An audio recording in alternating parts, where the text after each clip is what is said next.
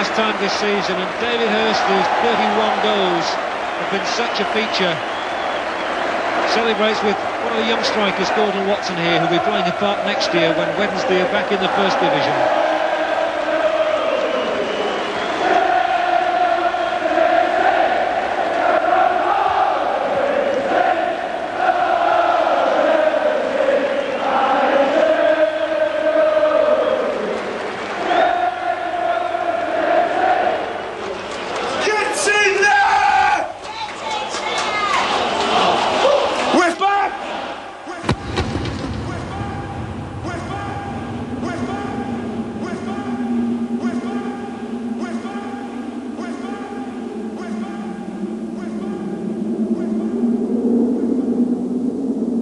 Back in Division 1, Sheffield Wednesday, traditionally one of the top soccer clubs in the country, now with the league status, the players and the pride to prove it.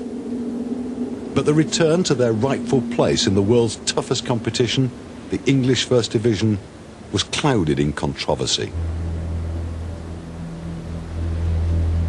The man who steered this great club to that win at Wembley and promotion was about to leave Hillsborough. Or was he?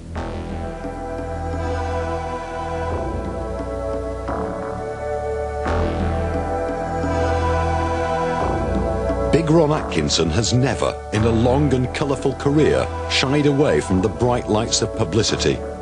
But there must have been times in this confusing and rather sorry episode when he wished the ground would swallow him whole.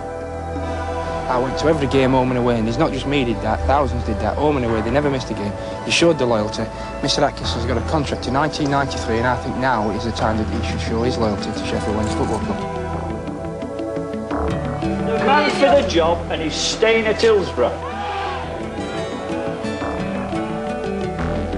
And I started thinking, well, hang on a bit, you know, I've always described this as the best job in the game. I've always felt we got the best job in the game. Why am I suddenly thinking of leaving?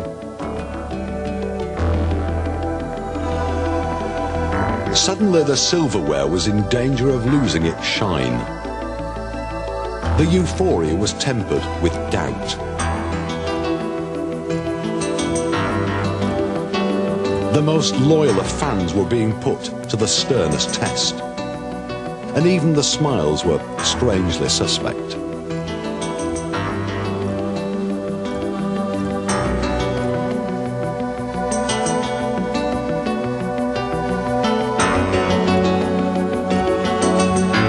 When the dithering ended, Ron Atkinson was on his way to Aston Villa. I think he's been a bit of a traitor, really. Especially after last week, he said he was going to stay. I used to consider him an honest man, and now I just have my doubts. There was some sympathy for his predicament. There was much more evident anger. But mainly, there was confusion. Not for long, though. Sheffield Wednesday are very pleased to announce the appointment of Mr Trevor Francis as team manager. The new boss was, quite simply, made an offer he couldn't refuse. Well, after the disappointment of Queen's Park Rangers, I wasn't in too much of a hurry to get back into management, but when this became available, I couldn't refuse it. The chairman spoke to me and said, would I be interested? I said, very much so. I felt that I was inheriting from Ron Atkinson a good team. I knew all the players, knew them well, knew the strengths and weaknesses. And Sheffield Wednesday being such a big club, I felt that it was a marvellous opportunity for me to get back into football. I felt that when I came out of it, you know, when I left QPR, I didn't really anticipate joining a First Division club. I thought perhaps I'd get back in the Second Division. But when this, came up, I couldn't say no. It must have been quite bewildering for the man with TF on his shirt, one of the lads, and then overnight, the man in charge. Respect and trust, though, are hard-earned qualities, and they translate well. And there's that rock of continuity, Richie Barker. Still the boss's right-hand man, and as always, offering wise counsel. I mean, nothing's changed, really. I mean, we've adopted a little bit more maybe of a relaxed approach to the players, because Trevor was not the boss. He's not someone new coming in. He was someone that they knew and he played with for 18 months. So you can't come in one day and say, suddenly, I'm the boss.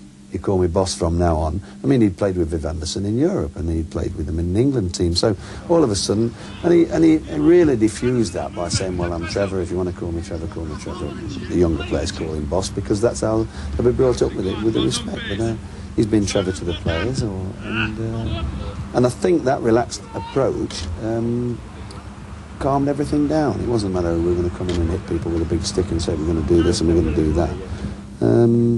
We had a plan of what we were going to do, the players we wanted, what we needed, we thought we needed to strengthen. And it doesn't matter whether it's Ron Atkinson or Trevor Francis or Alex Ferguson or whatever. People's ideas are different, and that's the beauty of football. And you can't say we've changed anything radically. We've probably changed a lot of things very minutely. But maybe that they've added to something as a whole which has produced something slightly better than it was before. The transition was smooth. You could hardly see the join between bosses. Perhaps that's an exaggeration. Ron Atkinson never ran this fast. But certainly continuity of style and approach was the firm intention and the success. It's a squad of professionals, each well aware that life at the top will be tough. After 2 decades on the world stage, Trevor Francis knows that better than anyone. And Richie Barker always carries written reminders of the most gruelling training schedules.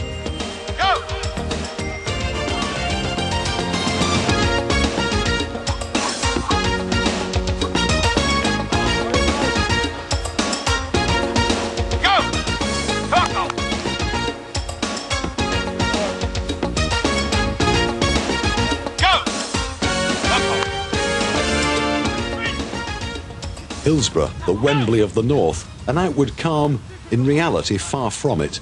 With just 4 days to the new season, England's #1 keeper Chris Wood signs for £1.2 million, just in time for Aston Villa. The football gods have conjured up the fixture beyond fiction, a classic quirk of fate.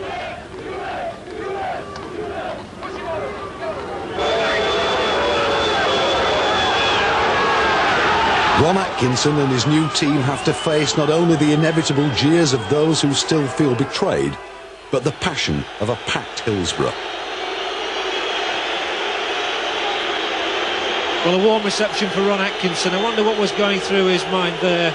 Sheffield Wednesday fans, some of them taunting him, some even cheering, and certainly the Aston Villa fans chanting the name of their new manager. Wednesdayites not only chanting the name of their new boss, but holding it high.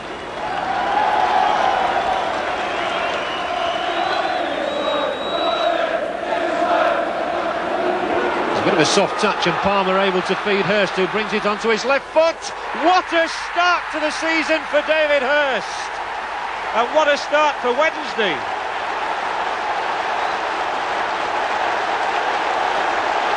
That's pure brilliance from David Hurst. He took one look at the top corner of the net and he swerved the left foot shot way past Spink's groping right hand. And it's a dream beginning. Palmer had won it. Hurst cutting inside immediately, unleashed the shot, and it flew in.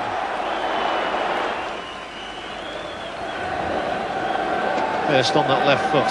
Oh, how does he get out of some of these situations? And he sets off like a greyhound from the trap again. Superbly done, a chance for number 2. Beautifully struck by Danny Wilson. But enormous credit to David Hurst.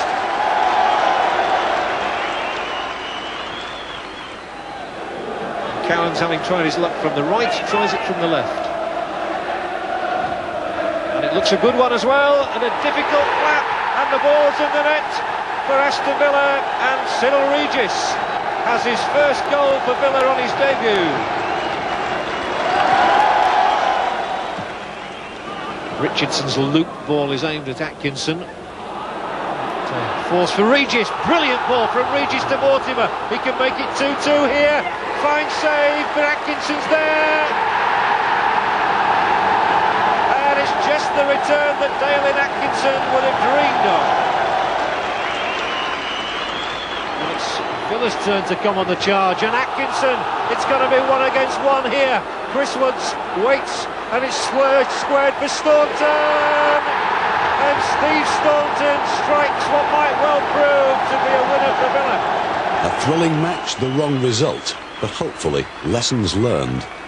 As I've said to you many times before, you know, the first division is entirely different to the second division. I'm sure that one or two of the mistakes we made today wouldn't have been punished in the second division, but you're playing against a different calibre of player, and we've got to sort of rectify those mistakes and learn by it.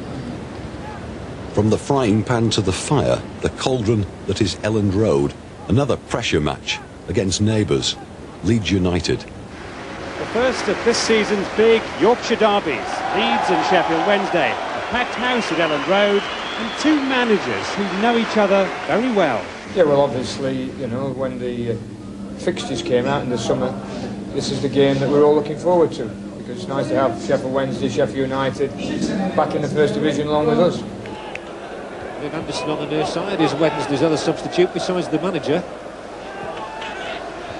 And there's Palmer putting in a header for Hurst on the right foot. He favours the left, really, and spooning that one into the crowd. But David Hurst, everybody knows about his 32 goals last season and his electrifying start to this season with a third-minute goal against Villa. And here he gets the chance on his right foot and balloons it.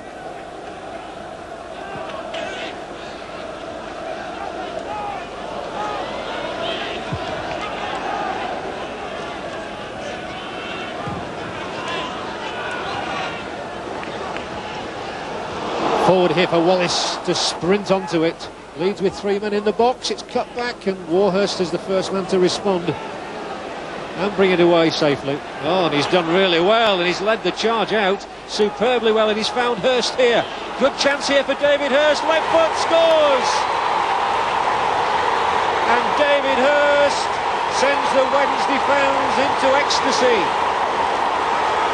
And just as he struck 3 minutes into the match last week at Hillsborough, Hurst has struck again 3 minutes into the second half at Elland Road, taking it on his right foot, eluding Fairclough, switching to the left and beating Lukic. All ends up. Warhurst's run made the initial inroads. What a good ball it was for Hurst as well. On he goes past Fairclough, and that famed left foot does the trick. Sheffield Wednesday 1, Leeds 0.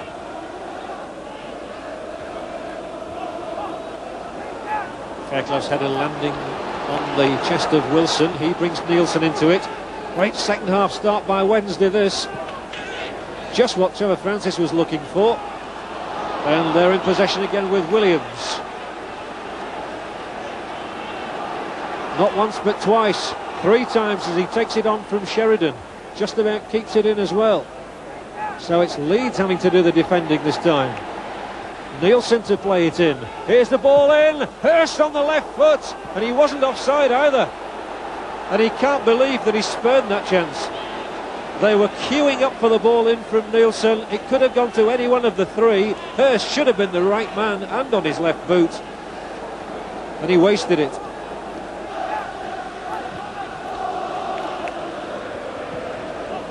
Chapman has done well, and McAllister! Superb shot.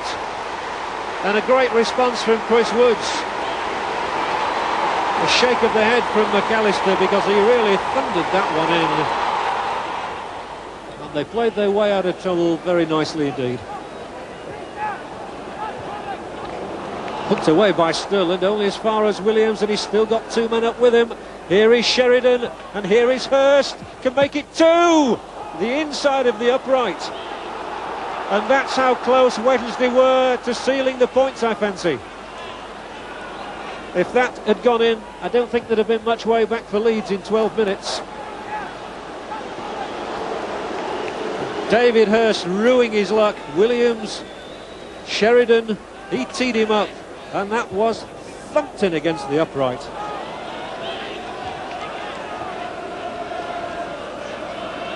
Chapman's header, here's Wallace and Strachan, and now McAllister arriving. Here's the chance for Hodge, and Steve Hodge sweeps in his first goal for Leeds United,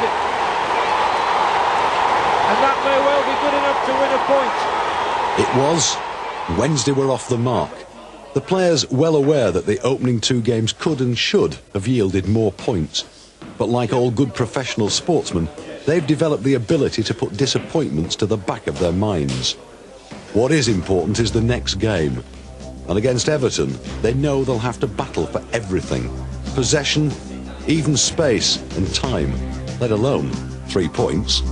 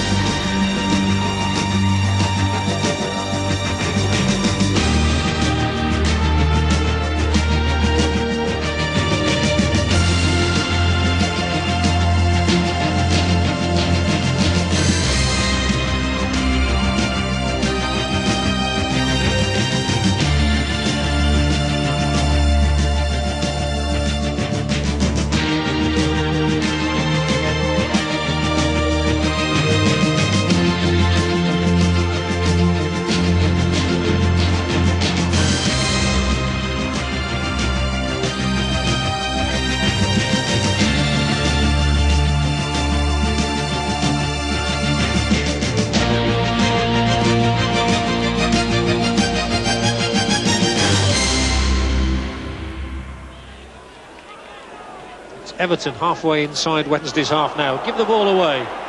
They can't profit quickly. Wilson brings the attack left. Sheridan keeps it coming left as well. This is Worthington now. Sheridan up ahead of him. Worthington creating space for the cross. Here's the flick through. Hurst on the left foot. Oh, what a goal for Sheffield Wednesday. That's a quite wonderful strike by Danny Wilson. And Wednesday take the lead with one of the most picturesque goals you could ever see. Worthington had probed on the left. Hurst tried to get involved. He was looking to get it on his left. He didn't need to do. Danny Wilson rounded it off spectacularly. It's his second goal in 3 matches, and he won't enjoy a better one than that. Everton desperate to get back into the game after that goal from Wilson just rocked them a little. Ebrel, that was a good advantage played by the referee there. And so the cross from Sheedy produces an Everton corner in front of their own fans. Referee Barrett's had good control tonight, however. And here is Everton's corner from Sheedy. Well, it's long and it's good, and it's a goal from Dave Watson for Everton. The equaliser on 65 minutes. A rocketing header from the England centre-back.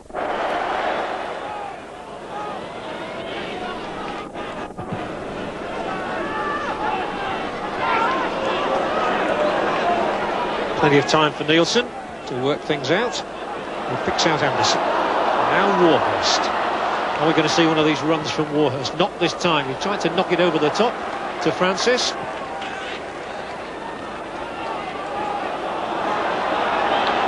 Three minutes to go. One last surge possibly from Wednesday. They actually conceded a goal on Saturday in the 87th minute. Can they get one here? Hurst might just get it. Is it going in? It is. It could be a winner for Wednesday.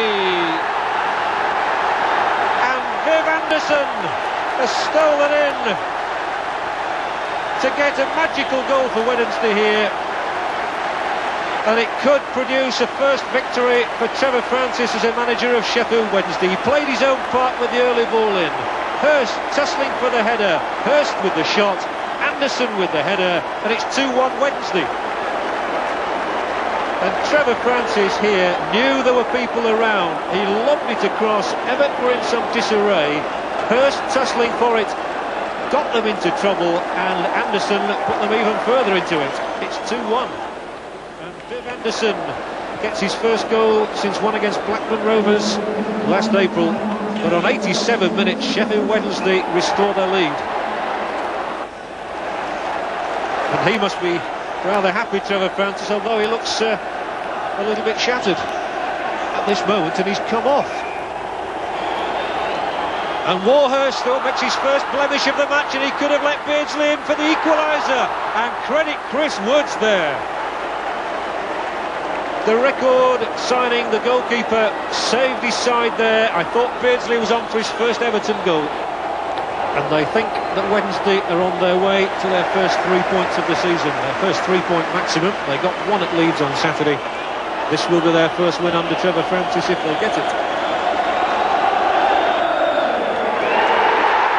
And Sheffield Wednesday have their first victory back in Division 1.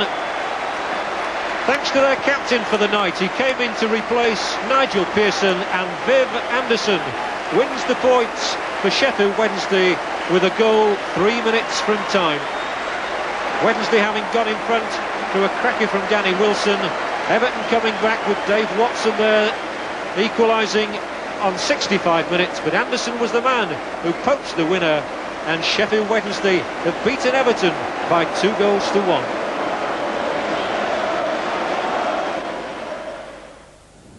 Trevor made me skipper when Nigel didn't play early on in the season, and I thoroughly enjoyed it. I think it's just the experience I've got, that I've been around for a long time, X number of years, but and I know what position to be in and where people should be, and hopefully I can pass that on the field. When Viv's been in the side, and he's the past few weeks I've struggled with one or two injuries, and Viv's gone in and done an excellent job, and he's a very good skipper, and you know, I mean, there's no problem there as far as I'm concerned. And certainly when we're playing at the same time, he's you know, a good player to play with. I enjoy his company on the field. You know, at least he can smile a bit on the field, which makes a bit of a difference every now and again. First and foremost, you enjoy it at my age. I mean, there's no point playing otherwise. If you're just going out for the money or whatever it may be, there's no point. I mean, I might as well have retired. I enjoy playing, and the players here give me a lot of stick or whatever you want to say, and it makes it well worth it. 4 days on, the sun was shining on Hillsborough for the visit of QPR. It was a match that was to have special significance for the manager and a player who'd received some very specific coaching and inspirational managerial advice. King with the throw. That's a chance now for Bailey to run, getting inside Warhurst. Shoots down by Barber off the bar. Handball there, suspiciously looking like handball from Bradley Allen. The referee Harrison says no.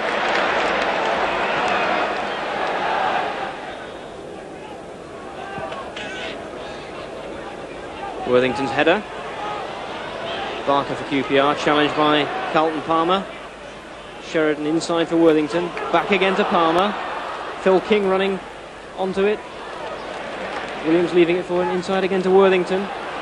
Worthington looking, weaving inside. Paul Williams Back to Carlton Palmer, and a cracking opener. An absolutely cracking opener for Wednesday. So 5 minutes gone. The ball initially picked up just inside midfield by Niall Worthington. He laid it off to King to cut it back in for Worthington to run inside the box. And there was Palmer to slip it past Steshkal, who had really very little chance with that. So in the first 5 minutes, Wednesday opened the scoring.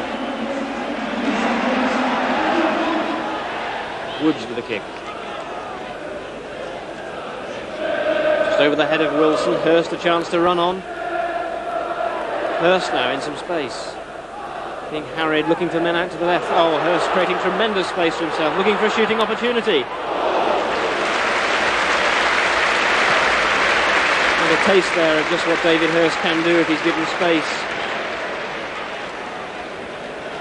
Maddox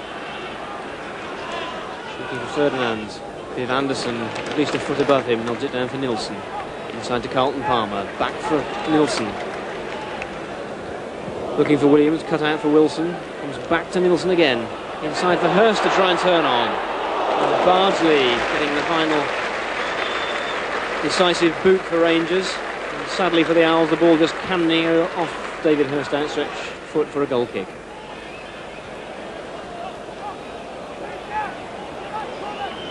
So a chance for the Owls to build again now. Paul Warhurst. Phil King in space. Worthington overlapping behind him. Inside there to Williams. Williams quick cross. Palmer's header. Goal number 2. Spectacular goal, Carlton Palmer. Again created down the left by Phil King. Very, very good work from Paul Williams, who cut inside, sold Dennis Bailey a dummy, and his cross found Carlton Palmer in acres of space. And that's the second goal for Carlton Palmer, the second goal for Wednesday. Sheffield Wednesday 2, Queen's Park Rangers 0.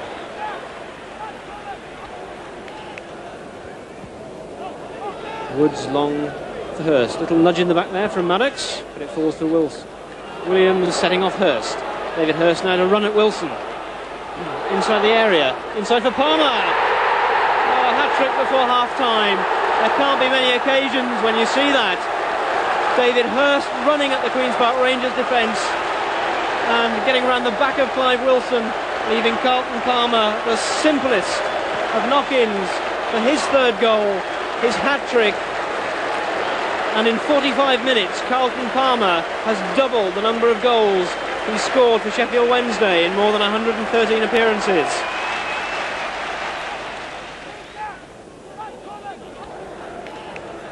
Looking for the head of Ferdinand. Cut out well by Warhurst. Back again, Holloway. To Ferdinand. Back heels for Wegerle. Palmer clears up. And now a chance for Danny Wilson to run with Paul Williams in support. Only Bardsley back. Wilson splits him. Williams running through, in the clear, just the keeper to beat now. Rounds the keeper, off the post! Oh, tremendously unlucky. Well, Williams had really done all the hard work there. Danny Wilson's pass had split David Bardsley. Williams rounded Steshkal and just pushed fractionally too wide, and the ball cannoning off the post. So it'll be Maddox with the free kick for Queen's Park Rangers. Looks for Thompson. Nilsson, though, in command at the back. Comes away quickly. Looking for Hurst and Williams. Finds Hurst. Into Williams. Return ball quickly to David Hurst. Wilson trying to close him down. Hurst for Williams. First time ball. There's Sheridan. Spectacular goal.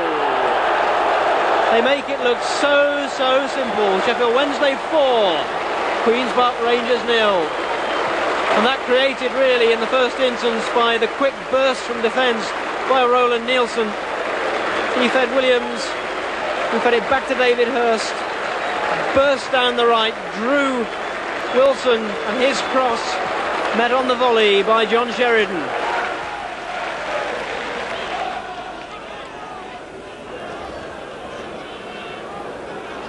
Wilson for Thompson. Both miss it. Anderson's ball for Hurst again to run against Wilson. Hurst wins out inside Wilson, and on his favourite left foot. Oh! Fractionally over the bar. And if you were going to put your money on any man there to score, it would be David Hurst. Viv Anderson spotted that Wilson was lagging slightly behind Hurst. A very clever ball flighted through, and Hurst beat Wilson in the air, cut inside him, curled that left foot shot just fractionally over the bar. Woods kick for Mackenzie. That jump by Bardsley. Bailey on the ball. Back for Holloway. Holloway inside to Bardsley. Charged down by Mackenzie. Williams inside for Mackenzie with Trevor Francis in support. Mackenzie in absolute acres of space. Time to think. Inside for Williams. Off the post again. Dear, dear me. Francis now with a chance to shoot though. Outside for Danny Wilson. Wilson's shot charged down by Peacock. Well, Paul Williams must be considering himself the unluckiest of Wednesday's players today. Twice now denied by the woodwork and once by the keeper. You know, I think that it's made one or two headlines, the fact that Carlton Palmer, you know, myself worked very, very hard together during the summer. We also did some talking away from the training field. I felt that it become a bit of a standard joke that, you know, whenever Carlton used to shoot it goal, you know, the cameraman used to sort of duck or used to, you know. But I wanted Carlton to have a much more positive attitude. I'm a great believer in, you know, psychology playing a part in football. And I wanted him, and not just him, but also the players to start believing, and for it not to become a joke that whenever Carlton was through, that he would consider that every time he was going to shoot it goal, he was going to score, rather than put negative thoughts into his mind, and we must encourage him. So I got great pleasure of, you know, when he scored those 3 against QPR. And, you know, Carlton's already sort of saying that he's hoping to get 10 goals this season.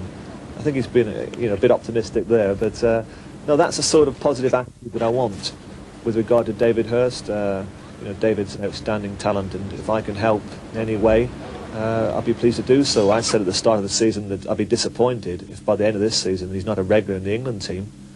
And David is working very, very hard to achieve this this goal. But not just with these two. I mean, those two have perhaps made the headlines, but you know, I'm prepared to work with any player who wants to sort of spend time with me. If I can give them any sort of assistance or any help, whether it's through talking to them or actually working with them on the training field, I'm only pleased to do so. This man would agree with all of that. The next manager in the opposition dugout at Hillsborough, Brian Clough. He's produced a long succession of great sides, and he's the man who first paid £1 million for a player. Forest options at the moment, very limited up front. Their midfield, which was murdered by all accounts by Peter Reid in midweek at Manchester City, looking very, very weak again today. Carlton Palmer gets in behind Chettle. Williams! Tremendous goal out of nothing. Ball swept along the left. It looked as if Forest had cleared up the danger. Carlton Palmer got in behind Chettle, and there was Paul Williams to sweep the ball from 5 yards past a stranded Mark Crossley. So 19 minutes gone, and the first goal of the game to Paul Williams. So unlucky in the last home game against QPR when he hit the woodwork twice. No such misfortune today.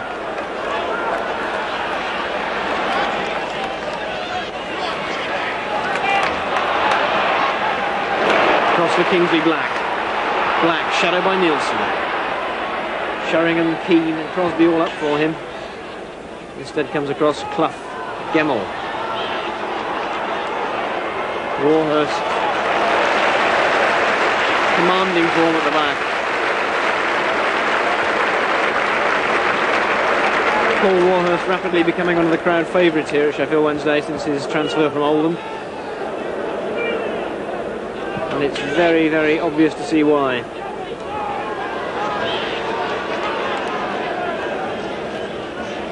Brian Clough shouting at his team. Not quite sure which member was incurring the wrath of Mr. Clough. Chettle jumps Williams. King for Worthington. Worthington to space, cleared by Chettle, only as far as Palmer. Palmer for Wilson. Wilson back to Sheridan. Sheridan looking to find Palmer. Fine header, fine move by Wednesday. But at the end, not really troubling Mark Crossley.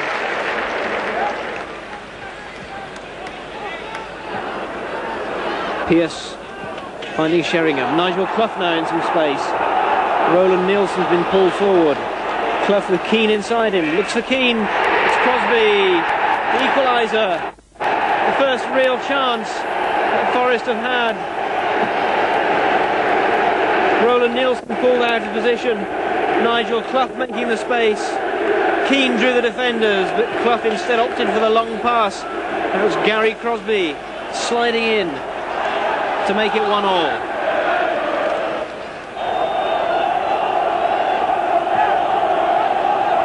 Flicked on by Clough. Sheridan trying to get it away. Wilson long into space for Palmer. Palmer against Charles. Charles can't control it. A race now. Palmer hustling Charles. Palmer gets past Charles. And a fine sprawling save by Crossley. Carlton Palmer hustling Gary Charles into those mistakes. Finally getting the shot in off balance. A very, very good effort from him.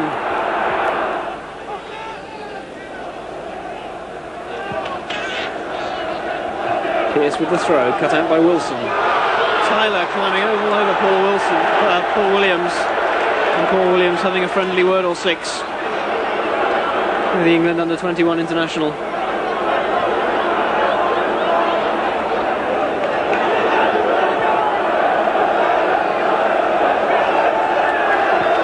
Nigel Worthington with the free kick.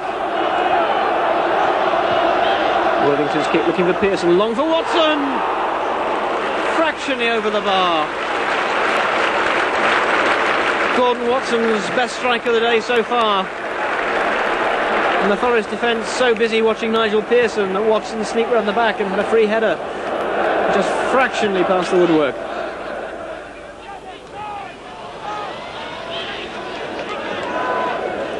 Charles for Sheringham. Across to Crosby. Back again to Charles. Charles cutting inside Worthington. The ball cut out by Carlton Palmer though. Feeds Watson. Back to Palmer. Keane closing. Watson. Palmer calling for it again. The final pass from Watson. Cut out by Keane. Sheringham. Heading for Black. Nielsen cuts it out. Sheridan. Back to Nielsen. Watson inside for Palmer. Palmer brings it down. Looking for the first time shot. Cannons off Skettle. Watson with the shot. Spinning the wrong way though. Carlton Palmer pushing further and further forward as we see a Wednesday substitution. And it'll be Watson to come off. Hustled and bustled and run all afternoon. Says cheerio and thank you to the cop. And he's replaced by his player manager.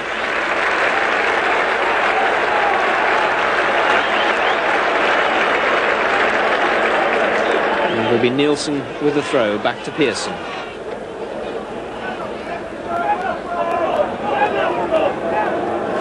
Warhurst on a run. Draws two defenders and plays out to King. Warhurst continues. Worthington calling for the ball. King cuts inside. Look for Williams. Pearce with a diving header. Now for a Wednesday corner. Wilson looking to take the corner. The referee calling for Charles and Crosby to move back. Wilson's corner. Palmer in quickly. Francis! What a fantastic goal! The player manager puts Wednesday in front. A corner by Wilson. Flicked on. Missed by the defence. Trevor Francis there to crack the ball home. What priced that goal? A class reminder to Mr. Clough that his £1 million way back in 1979 was money well spent. In full time, Sheffield Wednesday 2, Nottingham Forest 1. Wednesday opening the scoring. A very well taken goal from Paul Williams and dominating really the first half. Forest coming out though with their tails up.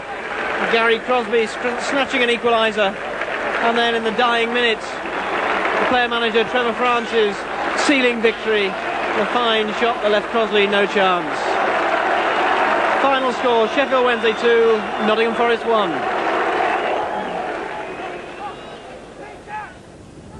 Well, I think it was a good spectacle today. I said before the game that the winner today was football. There was 31,000 here, and I think that despite the fact that Forest lost, I'm sure that even their supporters will agree that it was a wonderful advertisement for football. You must have been particularly pleased with your own contribution. Well, it's always nice to score, but I think that the way that the team played was superb. We played well from the start, and when you play like that, you deserve to get the 3 points. And although we left it fairly late, I think undoubtedly we're the better team. Even without the injured David Hirst. But at this level, however teams adapt tactics and shuffle the squad, injuries to key players have a profound effect on performance. Assembling a sizable squad with comprehensive cover is crucial in the pursuit of honours. Sheffield Wednesday were up against another of Trevor Francis's former clubs, Manchester City, and they seemed to be up against it as a whole when Niall Quinn rocketed the ball past Chris Woods. The linesman's flag for offside saved them on that occasion. City's bright start to the season had been based on 3 home wins and 7 goals. But the gods weren't on their side when David White followed up his own initial cross and threatened to destroy the crossbar. Wednesday, remember, playing without John Sheridan and David Hirst, had their good moments too. And Gordon Watson took Roland Nielsen's pass in his stride but couldn't claim his first goal for Wednesday, thwarted by Tony Coton. The keeper, who's one of those waiting in the wings for Chris Wood's England jersey, was impressive throughout. But when Wednesday got their winner 17 minutes from time, he had a hand in it. Watson's cross, Coton palms it out, and Paul Williams stabs the ball in for the second successive Saturday. Manchester City 0, Sheffield Wednesday 1. Hirst's damaged ankle and the capture of Forest Nigel Jempson were hardly coincidental. Yet another expensive demonstration of Wednesday's determination to assemble a big squad of exciting individuals.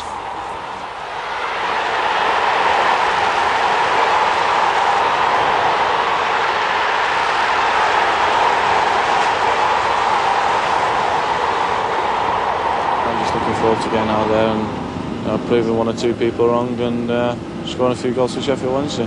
We've been greatly encouraged this season by the number of people who have been coming through the turnstiles. We're averaging something like 30,000, and because of our great support, it's enabling us to go out and bring in the type of players that they want to see.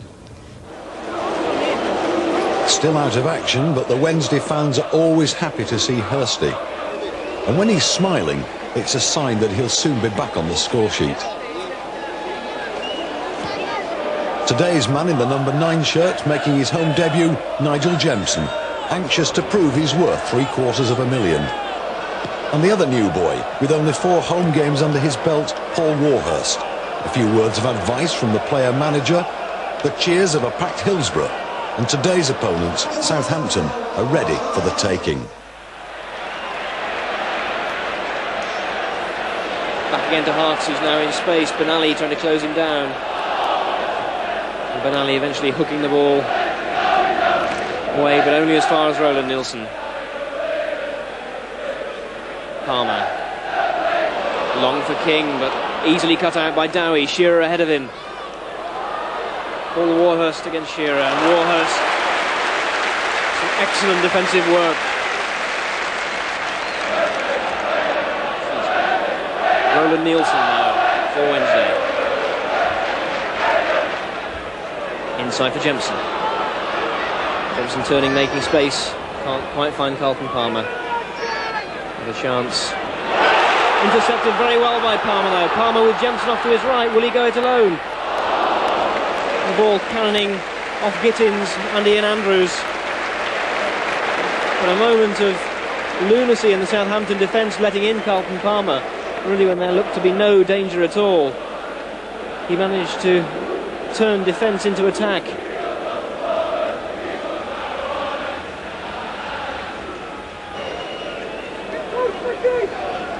Andrews now looking for the head of Dowie.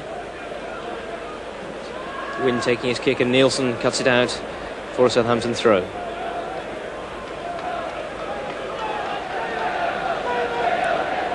Ian Brandfoot really has plunged into the Southampton money reserves to try and strengthen his side. Bringing in Dave Lee from Bury for $250,000. He was Bury's leading scorer last season. Dowie, as I mentioned earlier, and also Terry Hurlock. A chance now, though, for Hartz to break free.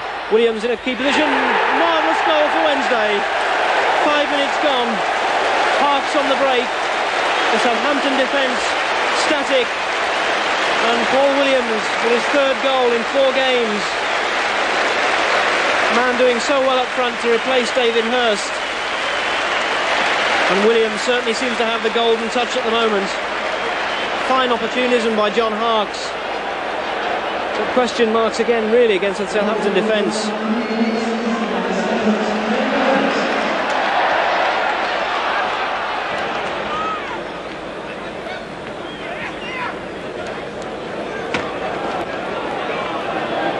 Nilsson into space for Paul Williams.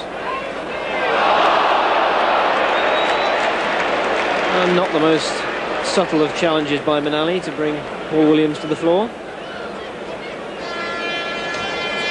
Fairly needless really, there were 2 Southampton defenders shadowing Williams.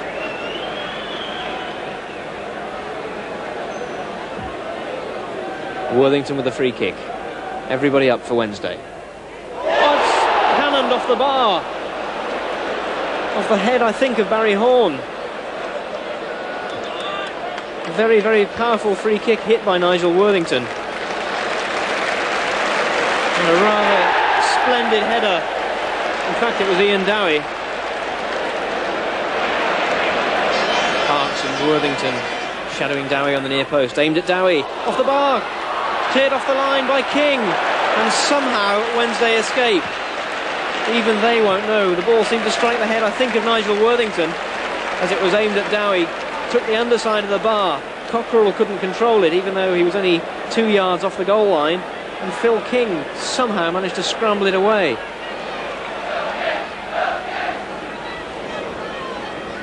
Nilsson to Worthington.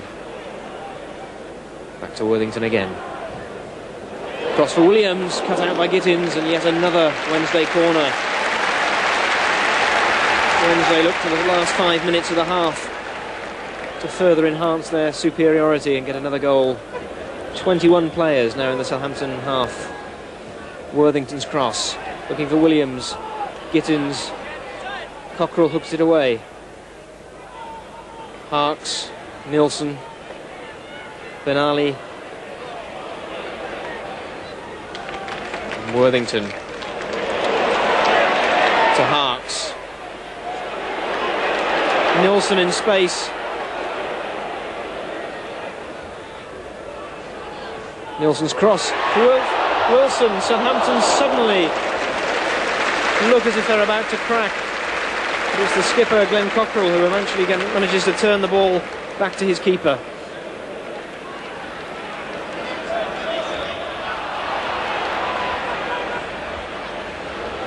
So Woods with a kick. Jempson out jumps Hall.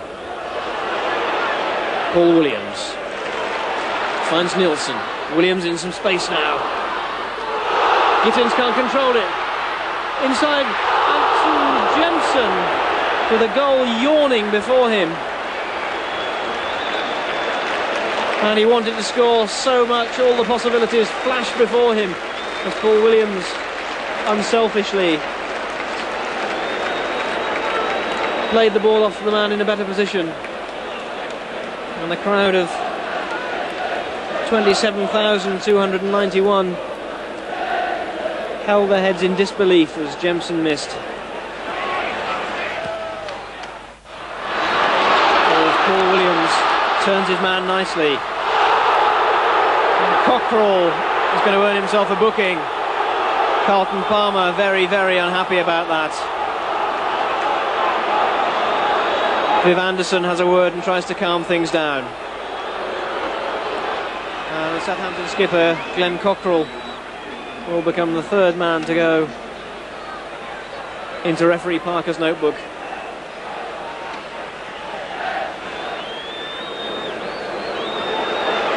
Wednesday take the free kick. Nilsson to Jempson.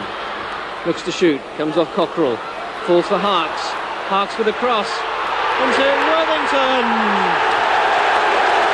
Nigel Worthington. If ever a player deserved a goal, it was Nigel Worthington.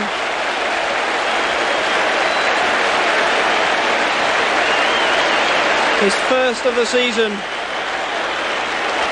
and only his 7th in his 288 goals for Sheffield Wednesday.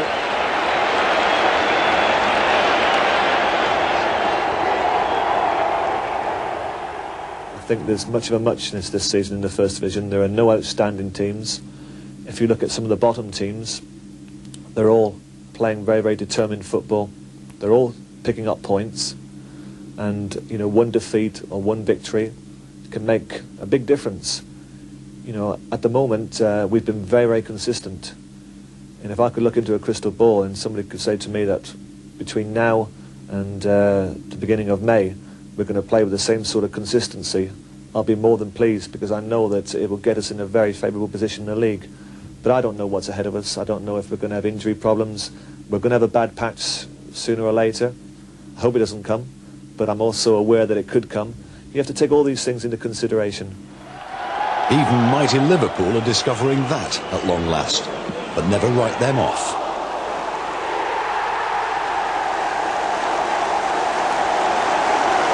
Ray Houghton, 1-0. Wednesday, though, refused to be overawed in front of the Kop.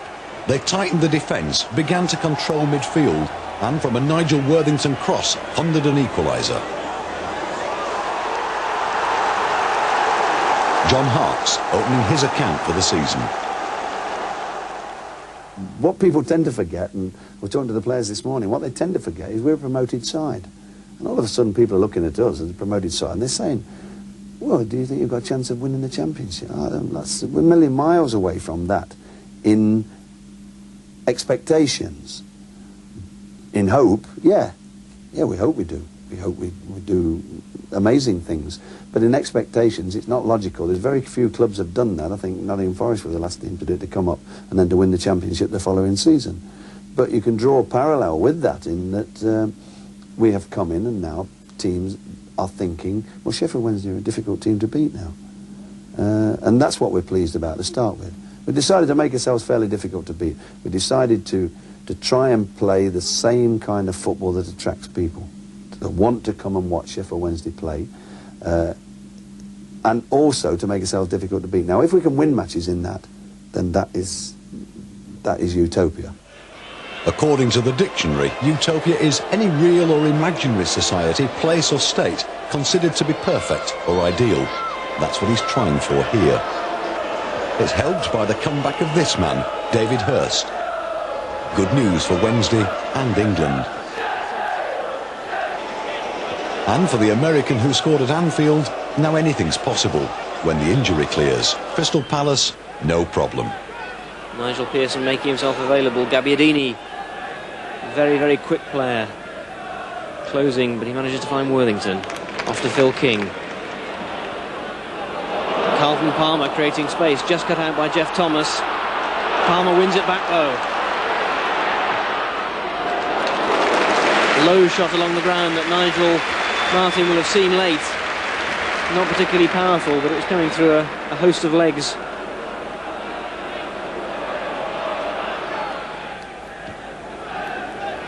By Gray, back to Southgate. Nigel Worthington, who scored in the last home game against Southampton. Only his 8th goal for the club. He says he gets one a season, so he's well ahead of the average at the moment.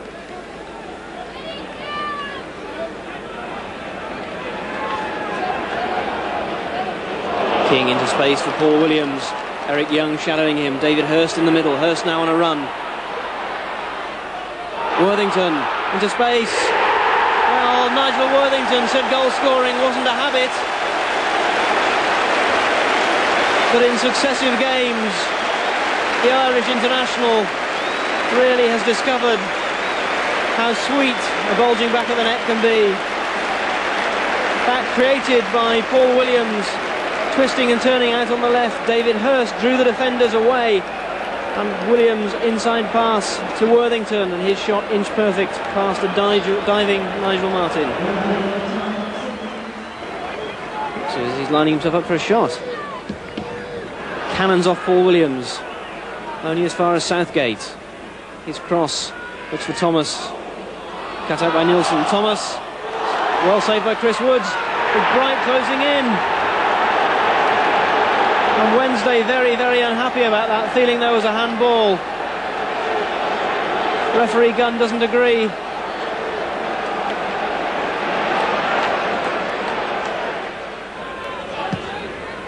Nielsen spots Williams, glances on for Anderson into space. Hurst trying to close down. Palace very, very lucky there. David Hurst stealing around the back. A Sinnott passed to Nigel Martin. Martin grabbing the ball at the second attempt.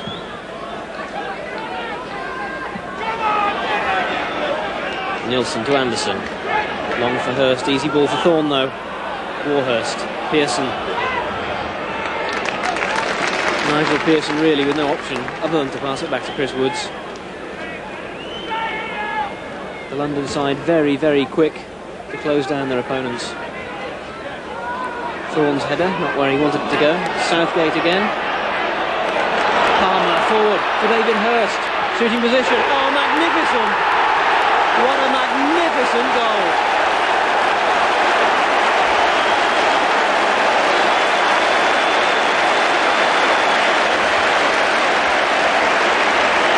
And on his return to full fitness, David Hurst marks it in the way everyone on the clock wanted him to. Palace failing to spot the danger. Thorne's ball header knocked into space by Southgate. Forward by Anderson, and there was David Hurst on the volley to give Nigel Martin absolutely no chance at all.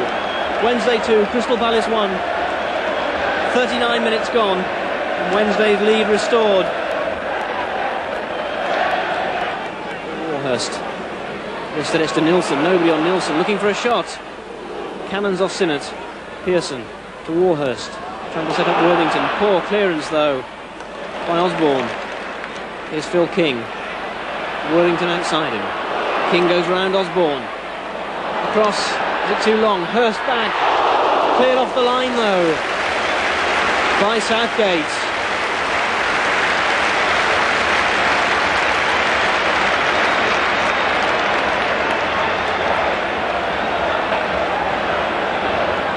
Wednesday's corner. Worthington and Wilson. Wilson to Nielsen. Wilson crosses, and there's David Hurst.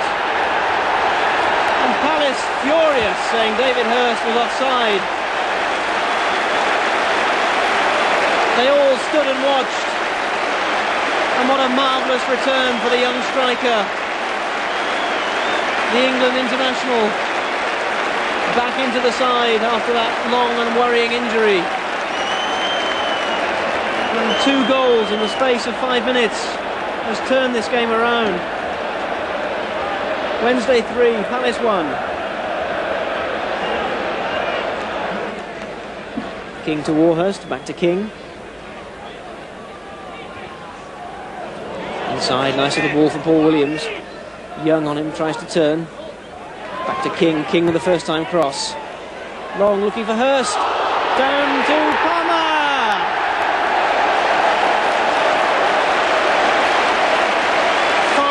By Sheffield Wednesday. Powerful cross in from Phil King. Palace defenders appeared to stand and watch it cross as it went past the back post. David Hurst, fine header directed down. Nigel Martin could only parry it with his hands, and there was Carlton Palmer hurtling in to make it 4-1.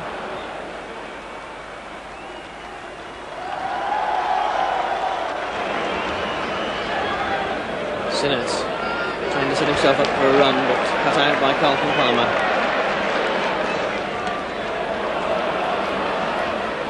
Young out jumping Williams, but it falls for David Hurst. Nigel Worthington in space to his left. Hurst trying to cut inside, shaping for the shot. Finds Paul Warhurst. Sure, fractionally past the post. Again, tremendous work by David Hurst, showing what a fine, fine striker this young man is. But unselfishly drawing the defenders and then setting up Paul Warhurst. The Owls' regular number 9, proving yet again that he's creative as well as lethal. His job done brilliantly. He's taken off to be preserved for future battles. On this form, surely for England as well as Wednesday. the man who replaced him against Palace should know. I was disappointed at the start of the season when he got himself injured. It caused us 1 or 2 problems then, and you know, when he suffered that bad injury at Notts County. But the recovery that he made was quite remarkable. He showed great determination and came back with, you know, with goals, and you know, he's got a terrible habit of scoring, isn't he? And you know, it's good to have him in the team, because you feel that, you know, whenever he's around, doesn't matter how badly or how well the team are playing, he's always, you know, capable of popping up with something unexpected, a goal that can win a game. And he's such an important part of Sheffield Wednesday Football Club that, you know, I'm very, very happy to have David here. The skipper and all the players would endorse that. Not that other Wednesday players don't score. A typical Viv Anderson goal, born of experience and bravery, being in the right place at the right time, even if it hurts. At Hillsborough against Leyton Orient in the second round of the Rumbelows League Cup, that was the first of 4 goals for the Owls. A strike force that's clicking, a classic effort from the head of Hurst. Paul Williams using his head in a different way, perfect poaching.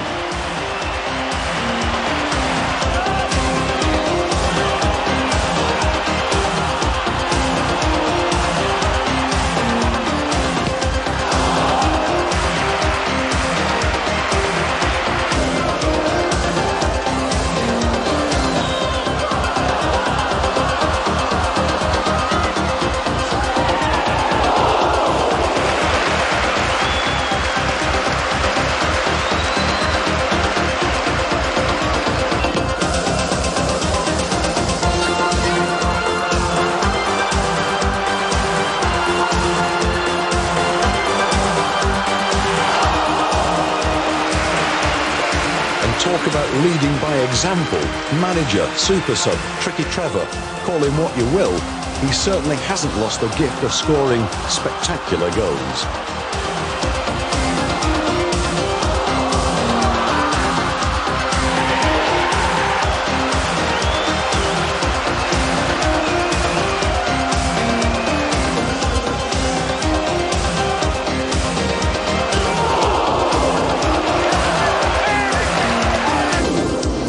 He may offer personal tuition on the training ground, but the lessons on the pitch, open to the public, are equally impressive.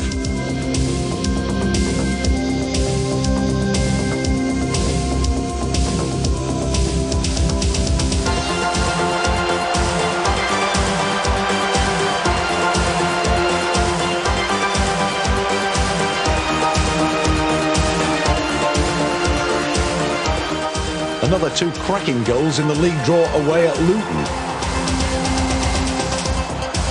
David Hurst, it's not unusual, but the late equaliser from John Sheridan certainly was.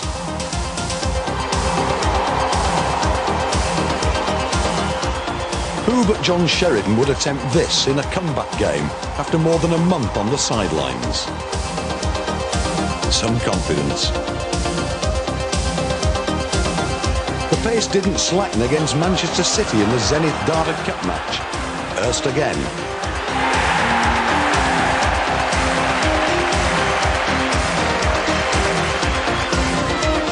There was a great goal from young Graham Hyde, very much in the style of the man he replaced, John Sheridan.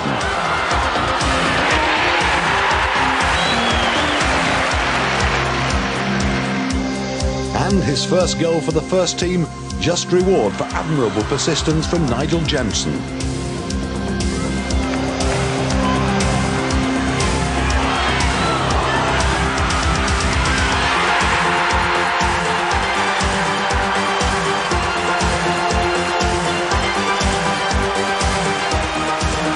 Further proof that the management's demand for a big, strong squad is totally justified. Really, we've got, with Hurst and Jemson, 2 of probably the best young strikers in the country. That's what we're trying to do.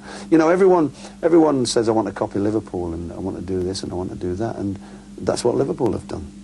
They've kept a squad, and we've tried to keep a big squad, and we get people phoning up and saying, can we have someone on loan? And they say, no, we want a big squad.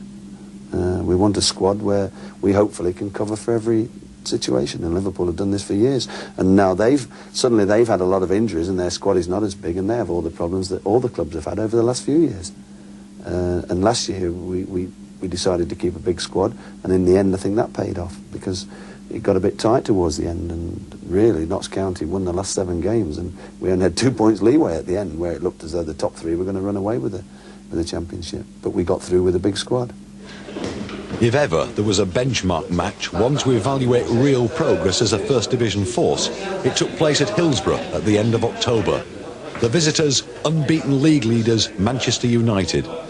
The players all knew it, clearly. Being measured against the best is what it's all about. It's why Chris Woods, Nigel Jensen and Paul Warhurst joined Wednesday, to taste this sort of tension. And it's what every aspiring manager wants too. Well, Trevor Francis will learn a lot more about the potential of his Sheffield Wednesday side today. They've won their last 7 matches at home, but now face the sternest test of all against the only club in the country still to be beaten in the league. And Viv Anderson leads Wednesday against his former Manchester United colleagues in the absence through injury of Nigel Pearson.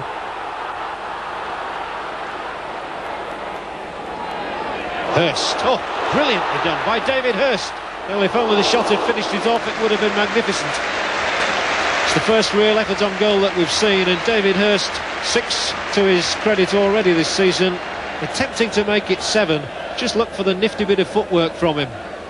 First of all, Worthington was involved. Now, as Hurst collects it, he's 2 men, and he bisects them superbly with intricate skills, but doesn't really get the volume on the shot he wanted. Chelskis got in. The foot was a little high, but it didn't defend the referee, and I think he was right. But Wednesday doing well to win it back immediately. Palmer retrieved the situation, sets Worthington going. The ball into the middle lane for Hurst's head. Absolutely brilliant.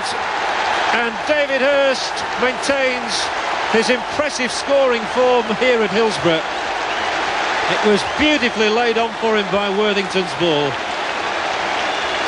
Worthington on the left foot, it's the one he favours, and Hurst darting in between the defenders, fires it past Schmeichel with the head, and it's goal number 7 for David Hurst. He got the winner against Manchester United the last time they beat them here in March 1990.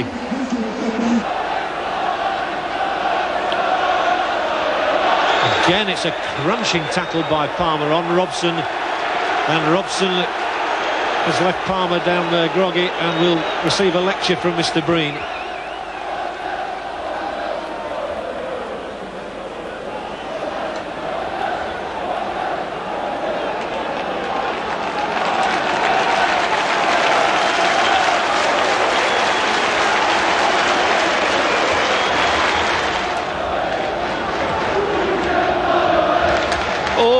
That's a dreadful mistake, and it's given an equaliser to Brian McClair. I said oh no because Paul Warhurst just did not see the lurking menace of Brian McClair, and the United striker has brought his side level within 2 minutes of Hurst's strike.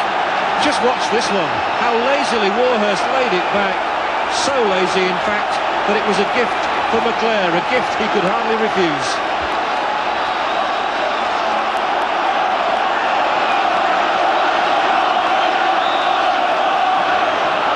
Hurst losing out to Parker, and it was a fair challenge. Oh, and here's McClair inside the area. Giggs teeing up Robson. Brian Robson can make it 2-1. He's still got a chance. Oh, and it's going into the net, is it? What an extraordinary mess. It's 2-1 to Manchester United, and have you ever seen a sloppier goal than that? It was quite bizarre. And Giggs there. Robson on the left foot, couldn't force it through, it struck Palmer.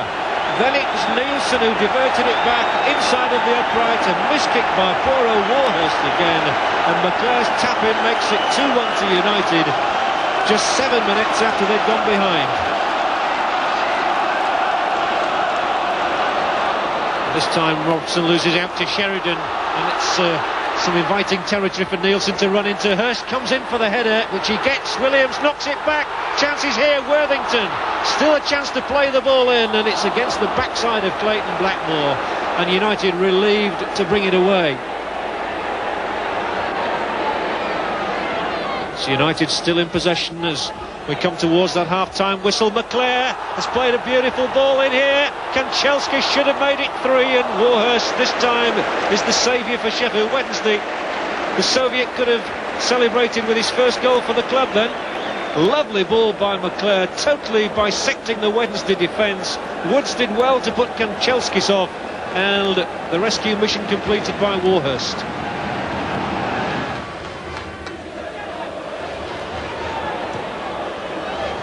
McClare controlling it and waiting for Kanchelskis to make the break up the right-hand side. He delayed his run, but there was still an offside flag. And Sheffield Wednesday are going to bring on Nigel Jemson in place of Nigel Worthington. So positive move by Trevor Francis to bring on a striker, Nigel Jemson. So he'll go up there and supplement the skills of David Hurst. Well, Sheridan was told by the crowd that Webb was there, but somehow Wednesday have managed to maintain possession here, and Wilson will try his luck. Schmeichel happy to hold on.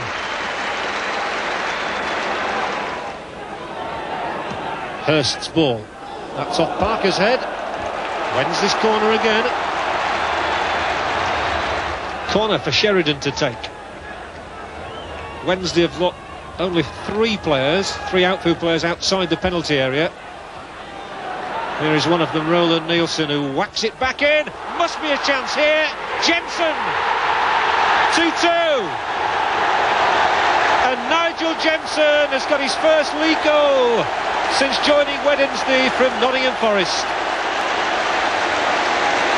Certainly an element of fortune after Nielsen had shot. Let's have a look now. Sheridan's corner kick, headed firmly out, and then when Nielsen strikes it first time, it comes off Williams, I think it was, and Jemson just nicks it over the top of Schmeichel, and he's got some glory for himself. Nigel Jemson's second for Wednesday, but his first in the league. He scored in midweek against Manchester City in the Zenith Cup. This one was much more important.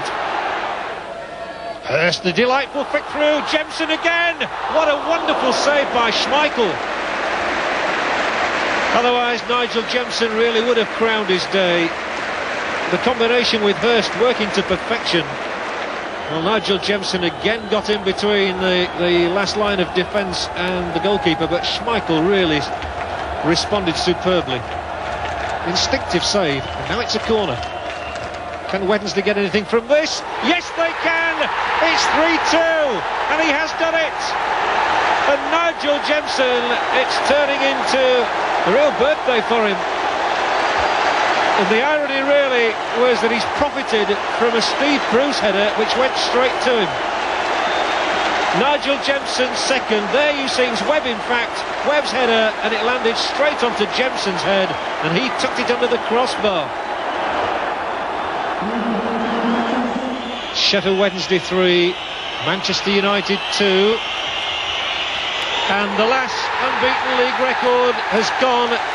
Manchester United have been beaten here, and Sheffield Wednesday have recorded their 8th successive win here at Hillsborough. Nigel Jemson, the substitute, with 2 goals in the space of 10 minutes, has made it a really miserable week for United. They lost in Madrid on Wednesday night, and they've been beaten here in a quite titanic battle at Hillsborough as well. Sheffield Wednesday, good value for their points. It's Sheffield Wednesday 3, Manchester United 2.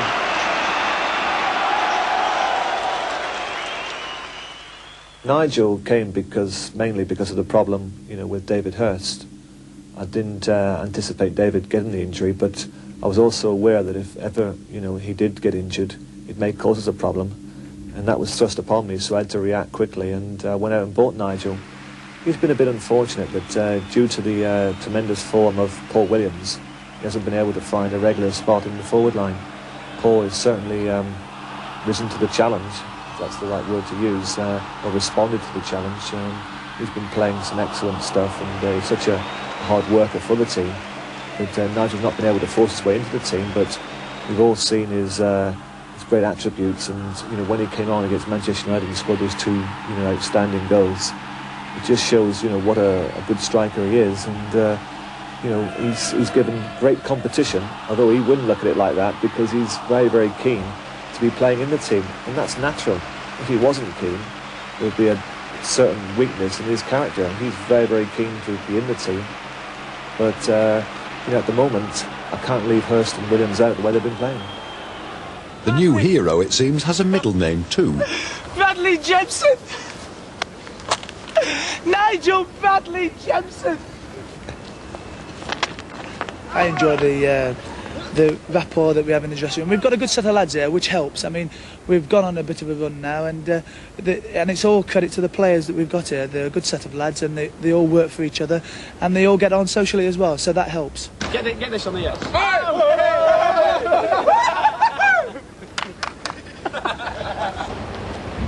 Heads! How's it going, Harry?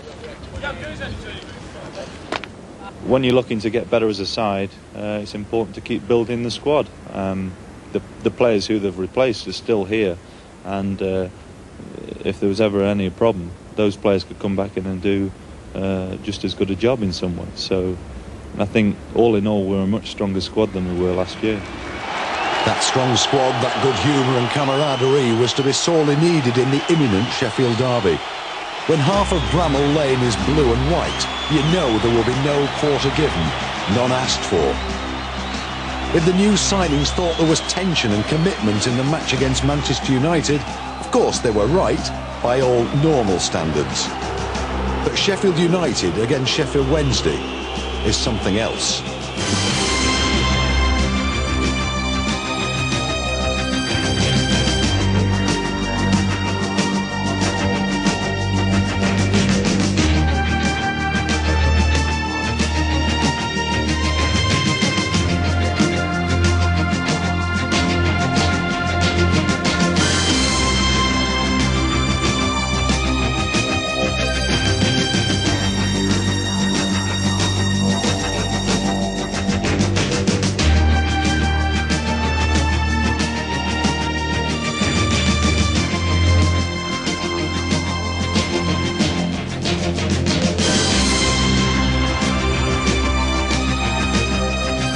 On 90 minutes, a city divided.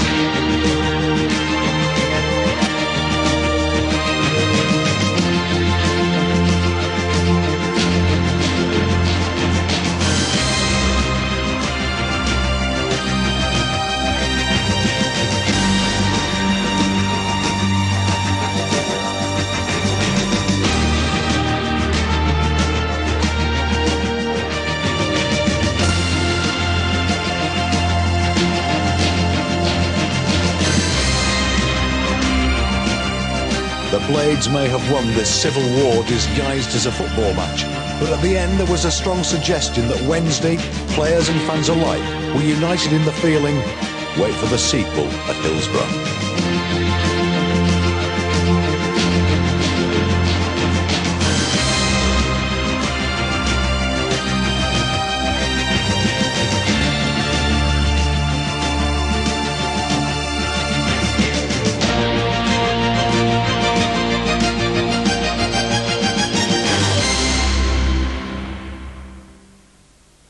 They say it's tough at the, it's tough at the bottom, but it's tough at the top.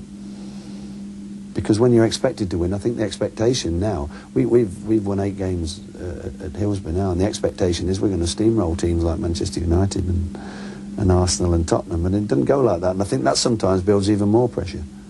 You know, the underdog, it's always easier for the underdog to win. Well, suddenly we've set a standard in the first division where we're not the underdog. We're sort of 5th from the top at the moment. And then it's whether we can cope with the pressure. When I say we, the players can cope with the pressure of playing when you are under pressure.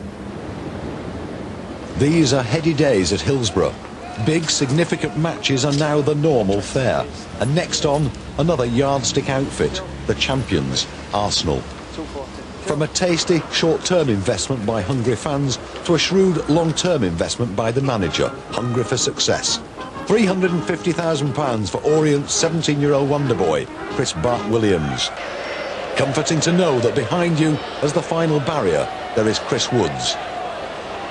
That inevitably up front and finding space, there is David Hurst. And it's good to discover that even if you're not an instant success here at Hillsborough, it will come good if you're determined enough. Hurst. Oh, lovely. And Palmer goes on and is sent sprawling on the edge of the area. And Vic Callow waves away Rocastle's protest. This is a chance for Wednesday. It's right on the edge of the box.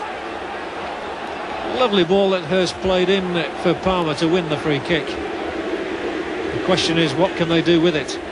Sheridan is generally the free kick taker.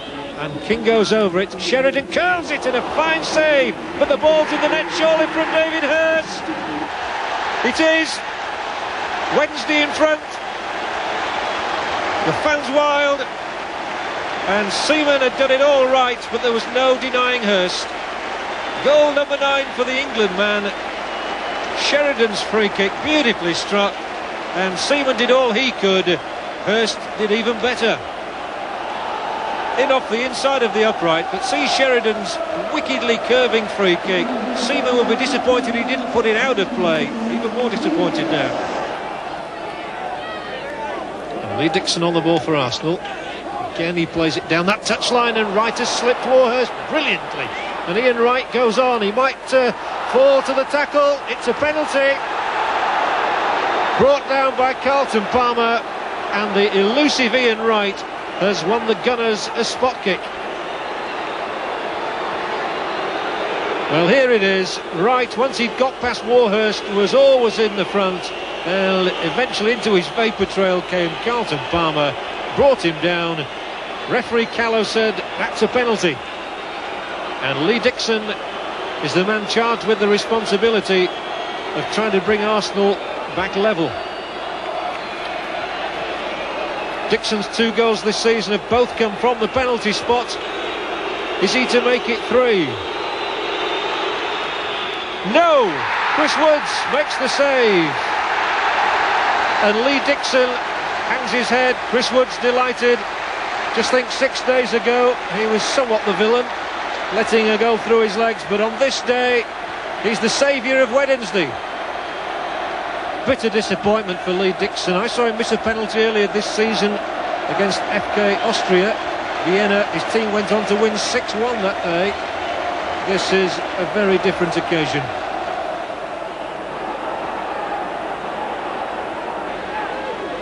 They're growing more confident by the minute, the champions. Here is Rocastle trying to find space. Wright won't get to that. That's a clever throw out by Woods, and it releases Sheridan. He's now midway inside the Arsenal half and playing a lovely ball across here for Carlton Palmer. Palmer goes on, smacks the shot in. Good positional play by Seaman. What a lovely ball it was from Sheridan too. Everything to be admired about that attack. That's a good play, piece of play from Rocastle. Gilliatt.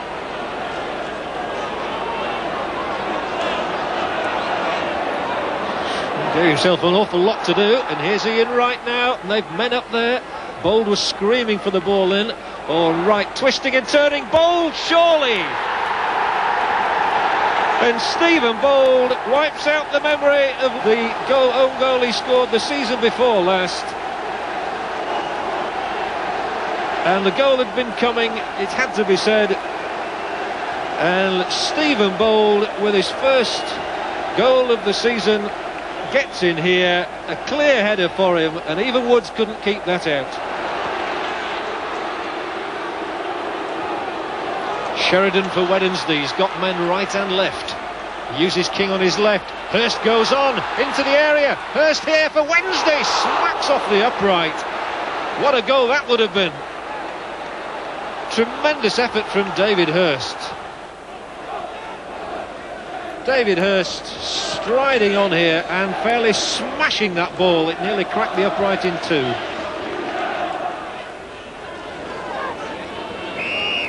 And indeed, referee Callow says that that's the end of the entertainment for the afternoon, and what very good entertainment it has been. Sheffield Wednesday going in front with David Hurst's 9th goal of the season on 18 minutes. Arsenal then missing a penalty, Lee Dixon's shot saved by Chris Woods. But in the end, Arsenal got their point through Stephen Bowles' header after brilliant work by Ian Wright. A highly entertaining match. Sheffield Wednesday 1, Arsenal 1. When we came up from the second division, I said that I would like, for the team to finish in a mid-table position, looking for consolidation with something to build on for next season. Now, there's been a great deal of euphoria around the place because of the start we've made. But I'm never one that gets too carried away with things. I'm much more of a realist. That's not to say that I'm happy. I'm very happy with the team and happy with our position in the league. But I think that it's a long, long way to go in football. We've got a long winter ahead of us, and I think that if we are in a mid